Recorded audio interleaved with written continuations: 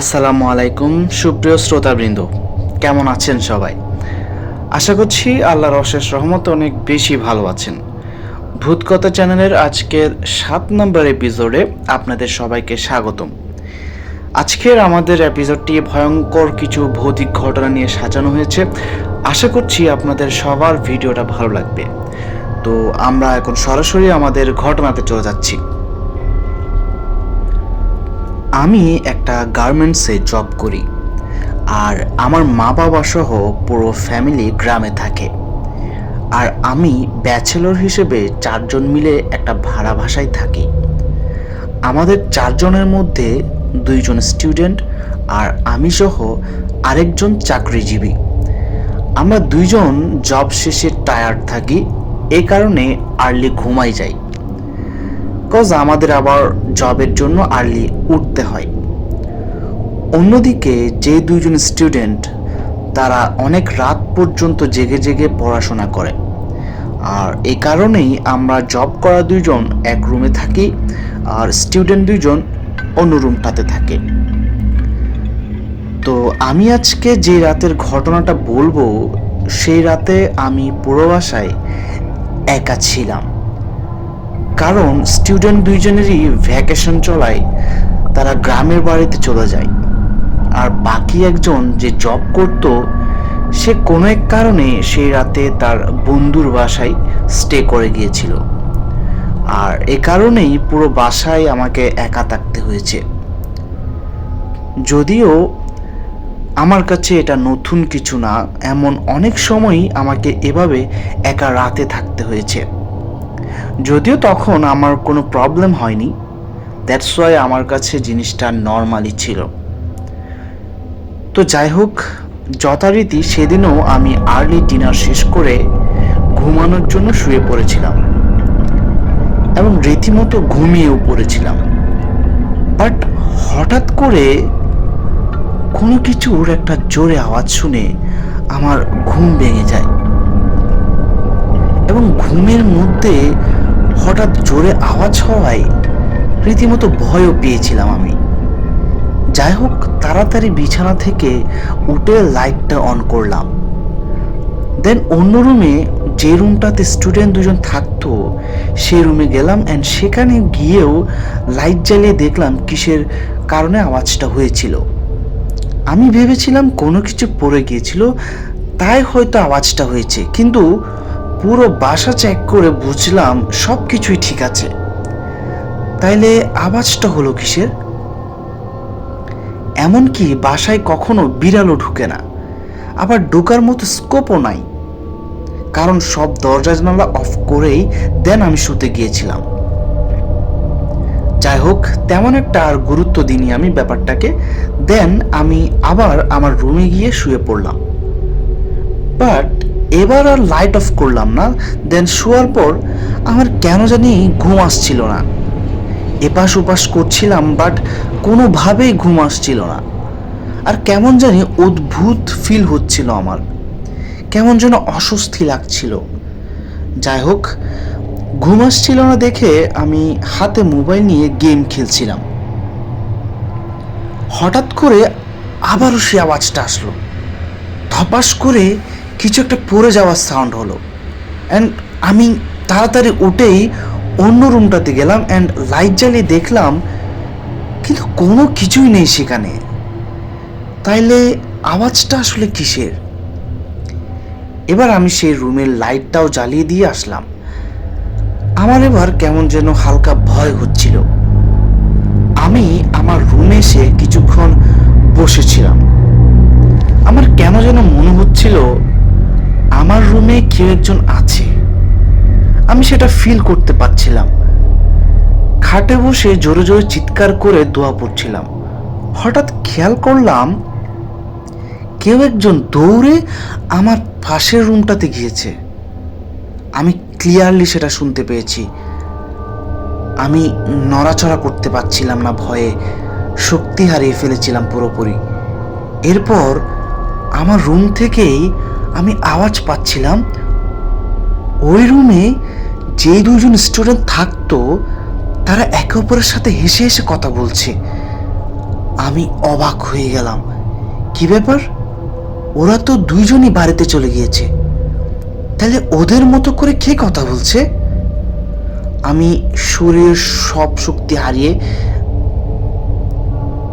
নির্বাক হয়ে গিয়েছিলাম। কিছুক্ষণ পর আমি সর্বোচ্চ শক্তি নিয়ে খাট থেকে উঠে দাঁড়ালাম, দৌড়ে গিয়ে আমার রুমের দরজা বন্ধ করে দিলাম। আর দরজা বন্ধ করার সময় জোরে আওয়াজ হওয়ায় এতক্ষণ পাশের রুম থেকে যে আওয়াজ আসছিল সেটা সাথে সাথে বন্ধ হয়ে যায়। একদম পিনপতন নীরবতা। আমি শুধু ফ্যানের ঘোরার আওয়াজটাই পাচ্ছিলাম। আমি দরজার পাশে দাঁড়িয়ে রইলাম কিছুক্ষণ। আমার মনে হলো পাশের রুমে থাকা স্টুডেন্ট দুজন আসলেই রুমে আছে। তাদের হাঁটা চলা, চেয়ারে বসা, এসব কিছুর আওয়াজ আসছিল আমার রুমে। তার কিছুক্ষণ পরেই দেখি ওই স্টুডেন্টের একজন জোরে জোরে আওয়াজ করে পড়ছিল। আমি তাড়াতাড়ি আমার মোবাইল নিয়ে যে স্টুডেন্টের ভয়েস শুনলাম তাকে আগে কল দিলাম, কিন্তু কোনোভাবেই কল যাচ্ছে না। অপর স্টুডেন্টকেও কল দিলাম, একই সমস্যা, কলই যাচ্ছে না। আমার যে রুমমেট তাকেও কল দিলাম, তাও কল যাচ্ছিল না। দেন বুঝতে পারলাম অ্যাকচুয়ালি আমাদের এদিকেই কিছু একটা গড়বড় হচ্ছে, আমার দিকেই কোনো কিছু একটা গড়বড় হচ্ছে। আমার মাথা কাজ করছিল না, আমি অনবরত দৌড় করছিলাম। এর মধ্যে হঠাৎ করে শুনি টক টক করে কেউ একজন আমার রুমের দরজায় নক করছে। আমি স্পষ্ট শুনতে পেলাম ওই স্টুডেন্টদের একজন আমার দরজায় নক করছিল আর বলছিল, ভাই দরজাটা একটু খোলেন। আমার শরীর পুরো জমে গিয়েছিল ওই সময়। আমি চুপ করে রইলাম, কোনো আওয়াজ করলাম না। ঠিক এরপরই ঘটলো সবচেয়ে অবাক করা ব্যাপারটা। আমার যে রুমমেট ছিল, জব করত, সে এবার আমার নাম ধরে ডাকছিল আর বলছিল দরজা খুলতে। আমার ভয়ে পুরো শরীর ঘামতে লাগলো। আমার রুমমেট তো আজকে বাসায় আসার কথা না, আর আসলেও এত রাতে কেন আসবে সে? তাছাড়া দরজা তো অফ, সে বাসায় ঢুকলো কিভাবে? আমি আবার আমার রুমমেটকে কল দিলাম, কিন্তু এবারও কল যাচ্ছিল না। আমি নিরুপায় হয়ে পড়েছিলাম। কি করব আমার মাথা কাজ করছিল না। এইসব ভাবতে ভাবতেই দেখি সব কিছু আবার চুপ হয়ে গিয়েছে। আবারও পুরো বাসায় নীরবতা। মনে হচ্ছিল এতক্ষণ বাসায় কিছুই হয়নি। আমি কিছুক্ষণ চুপচাপ বসে রইলাম। এরপর যা ঘটলো আমার সাথে তা ছিল আরো ভয়ঙ্কর। আমি শুনলাম দরজার ওপাশ থেকে আমার মা জোরে জোরে কাঁদছে আর আমাকে ডাকছে।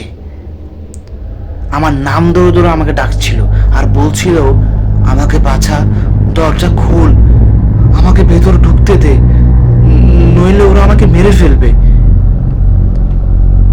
আমি বুঝতে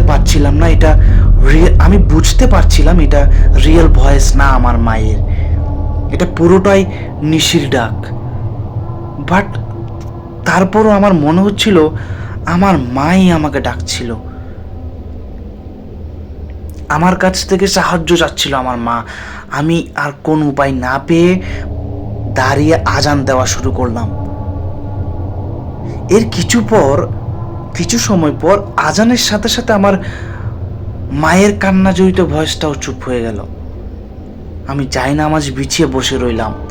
ঠিক কতক্ষণ বসেছিলাম আমি জানি না, তবে অনেকক্ষণ পর শুনলাম ফজরের আজান দিচ্ছে। একটু সাহস পেলাম, কজ আর কিছু সময় পর দিনের আলো দেখা যাবে। আমি জায়নামাজ থেকে উঠে মোবাইল হাতে নিলাম আর হাতে নিয়েই আমার সে রুমমেটকে কল দিলাম। লাকিলি সেই সময় কল গিয়েছিল, বাট আমার রুমমেট ঘুম থাকার কারণে 3-4 বার টানা কল দিয়ে আমি তাকে রিচ করতে পারি, অ্যান্ড দেন আমি তাকে সব কিছু খুলে বলি, অ্যান্ড সব শুনে সে অবাক হয়ে যায়, অ্যান্ড সে তার বন্ধুকে সাথে নিয়েই কয়েক ঘন্টার মধ্যে বাসায় চলে আসে। এবং সেদিনের পর আমরা 4জনই একসাথে ওই বাসাটা চেঞ্জ করে ফেলি, অ্যান্ড চেঞ্জ করার পরও সেই সময়ের পর আমি আর কখনোই একা থাকতেই পারি না, সেই সাহসটাও পাই না কখনো। অলওয়েজ কাউকে না কাউকে সাথে রাখতেই হয় আমাকে। বাহ, খুব ভয়ঙ্কর ছিল ঘটনাটা। আমাদের ফার্স্ট স্টোরি এখানেই শেষ। আশা করছি আপনারা যারা শুনছেন আমাদের ফার্স্ট ঘটনাটা আপনাদের নিশ্চয়ই বেশ ভালো লেগেছে। ভালো লাগলে অবশ্যই কমেন্ট করে জানাবেন। তো আমরা এখন আমাদের দ্বিতীয় ঘটনাতে চলে যাব। আমার গ্রামটা খুবই ছোট, কিন্তু রাত হলেই পুরো গ্রাম জুড়ে নীরবতা নেমে আসে। এতটাই গভীর নীরবতা যে মাঝে মাঝে মনে হয় পুরো গ্রামটাই যেন এক কবরস্থানে পরিণত হয়েছে। সেদিন রাত 11টা বাজে। আমি এক আত্মীয়র বাড়ি থেকে ফিরছিলাম। আমাদের গ্রামে এবার সরকার লাইনের গ্যাস দিচ্ছে, তাই বাজার থেকে বাড়িতে যাওয়ার জন্য যে রাস্তাটা সবসময় ব্যবহার করি, সেই রাস্তা আজকে পুরো খনন করেছে গ্যাসের লাইন বসানোর জন্য। তাই রাস্তাটা বেশ কিছুদিন চলাচলের জন্য বন্ধ থাকবে। এখন বাড়ি ফিরতে হলে আমাকে আমাদের বাজার পেরিয়ে অন্য একটা পুরোনো মাটির রাস্তা ধরে যেতে হবে। মাটির রাস্তা হওয়ার কারণে সচরাচর মানুষ তেমন ব্যবহার করে না রাস্তাটা, কিন্তু এখন কি আর করার, আমাকে তো বাড়ি ফিরতেই হবে। তো রাস্তার ধারে দাঁড়িয়ে আমি একটা রিক্সার অপেক্ষা করছিলাম। গ্রামে সন্ধ্যার পর রিক্সা পাওয়া এমনিতেই কঠিন, তার উপর এত রাতে তো আরো কঠিন।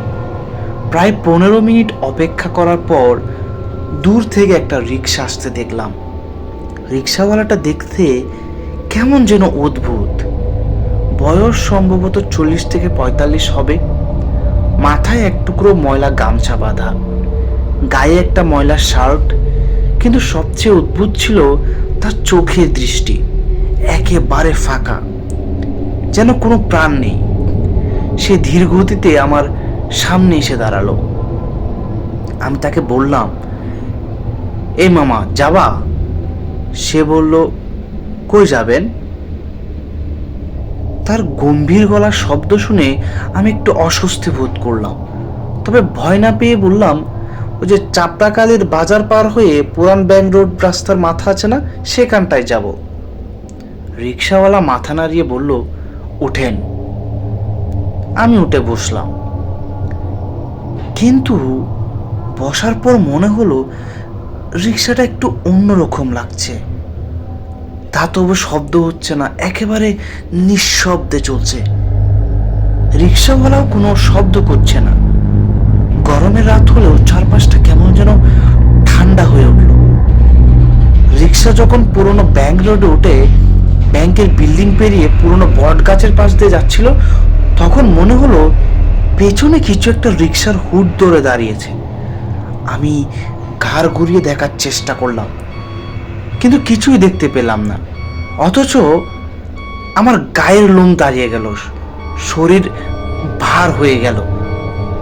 তারপরই হঠাৎ একটা মিহি গলার আওয়াজ পেলাম, আব্বা আমিও যাবো। আমি শিউরে উঠলাম। শব্দটা আসছে একেবারে আমার পেছন থেকে।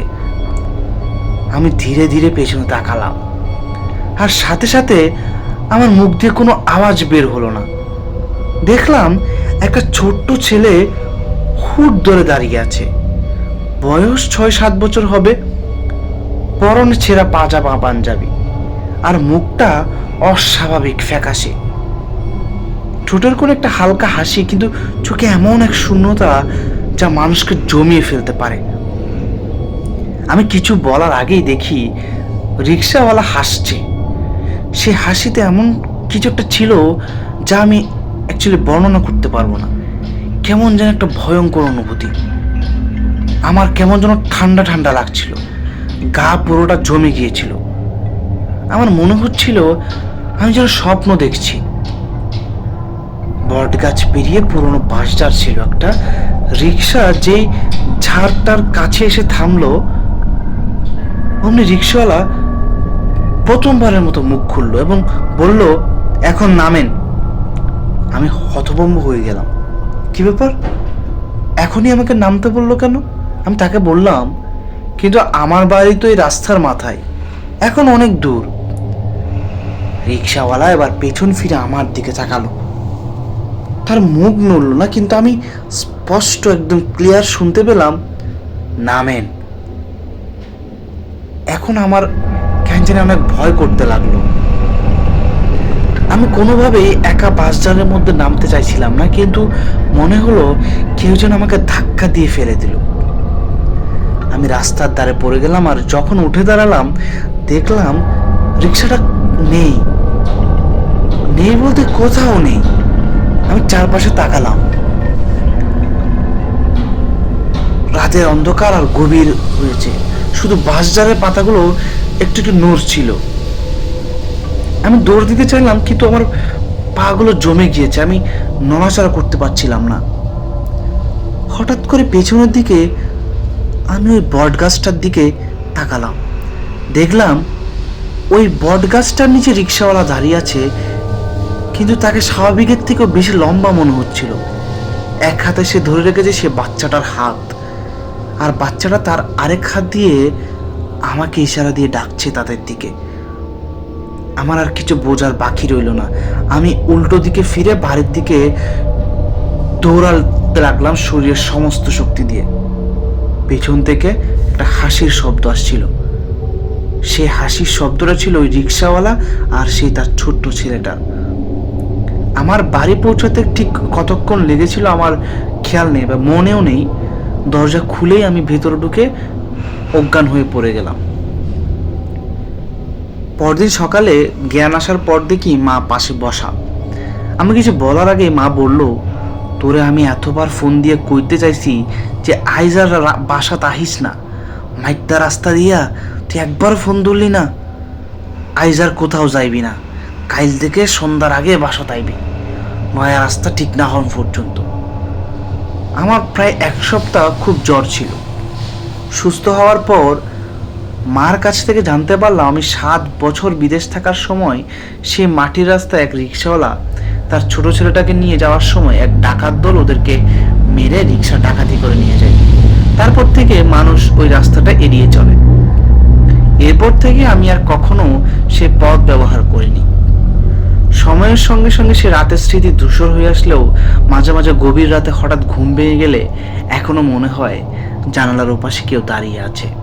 একটা ছোট্ট শিশু, ফ্যাকাশে মুখে, ঠোঁটের কোণে উদ্ভুত একটা হাসি নিয়ে, আর সাথে সেই তার বাবা রিক্সাওয়ালা ফাঁকা চোখে আমার দিকে তাকিয়ে আছে।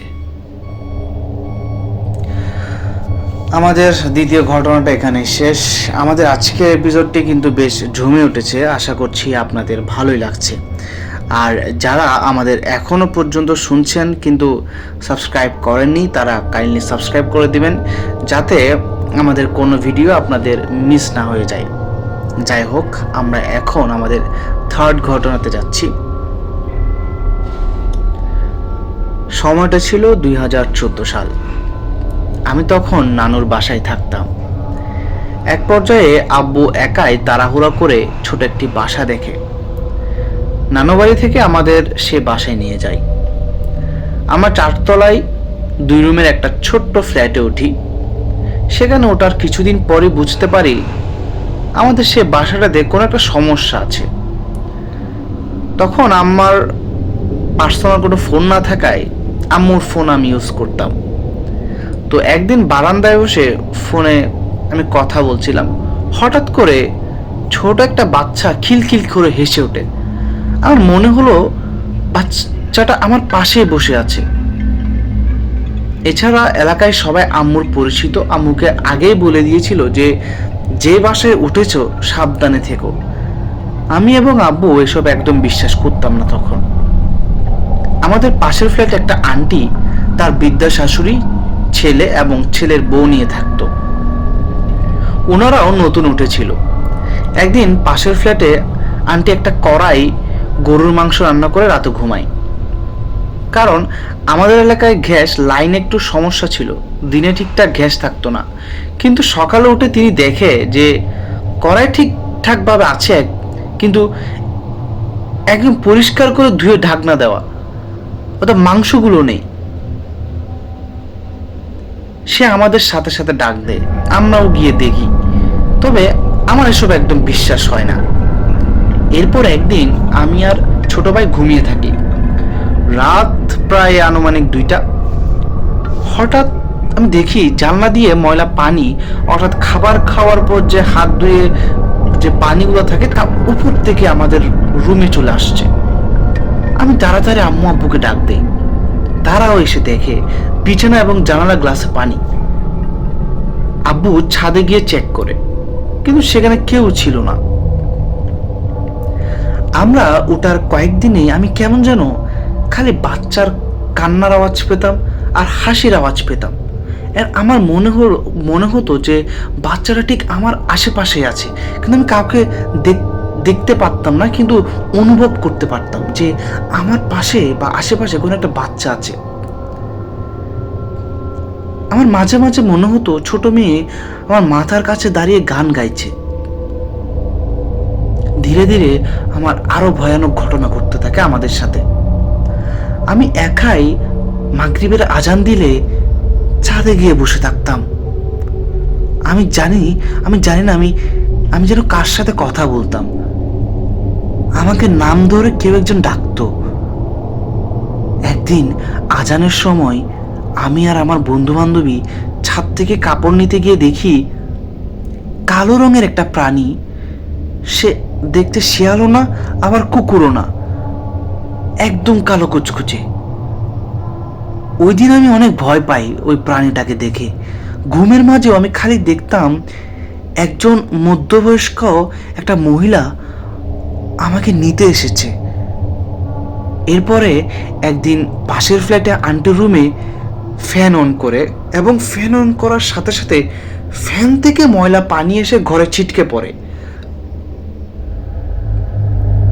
এরপর একদিন পাশের ফ্ল্যাটের আন্টি সিঁড়ি দিয়ে উঠে হঠাৎ চিৎকার করে ওঠে। আমি তাড়াতাড়ি দরজা খুলি। উনি কাঁপছিল আর বলছিল এক ছায়া ওনাকে আঁচড় কেটেছে। সে আমাকে সেই আঁচড়টাও দেখায়। এক পর্যায়ে ওনারা বাসা ছেড়ে দেয়, কিন্তু আমার জানার আগ্রহ দিন দিন বাড়তে থাকে।